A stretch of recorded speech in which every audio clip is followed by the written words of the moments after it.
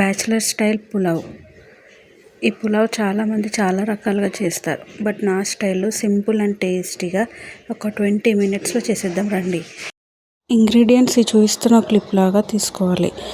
First గిన్నె పెట్టుకొని oil heat అయిన తర్వాత ఆనియన్స్ వేసుకొని ఆనియన్ అనేది గోల్డెన్ కలర్ వచ్చేలాగా ఫ్రై చేసుకోవాలి.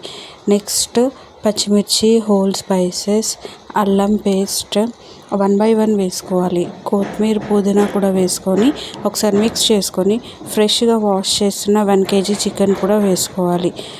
చికెన్ వేసుకొని ఒకసారి మిక్స్ చేసి ఇందులో కారం, టేస్ట్కి తగ్గట్టు కారం, సాల్ట్, కొంచెం పసుపు, చికెన్ మసాలా, గరం మసాలా, బిర్యానీ మసాలా, పెరుగు కూడా వేసి మంచిగా కలిపేసి 1 kg చికెన్కి 1 kg rice and 6 glasses of water పోసి మసిలిన తర్వాత ఈ క్లిప్లో చూపిస్తున్నట్టు రైస్ వేసేసుకొని ఒక 20 మినిట్స్ దమ్కి పెట్టుకుంటే మనకు వేడి వేడి పులావ్ రెడీ. ఇలా సింపుల్ అండ్ టేస్టీగా ట్రై చేసి చూడండి, సూపర్ ఉంటుంది.